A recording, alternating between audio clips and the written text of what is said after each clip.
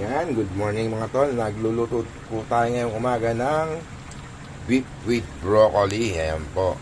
Ito na po yung ating beef. Yan, ginisa na po natin yan. Nilalambot-lambot lang natin. Medyo marami ang sabaw dahil yan ang gusto ng ating anak. Gusto nyo lang maraming sabaw. Yan po ang ating beef. Nilalambot na po natin yan. Malambot-lambot na yan. Lalagay na po natin ang ating broccoli. Yan po.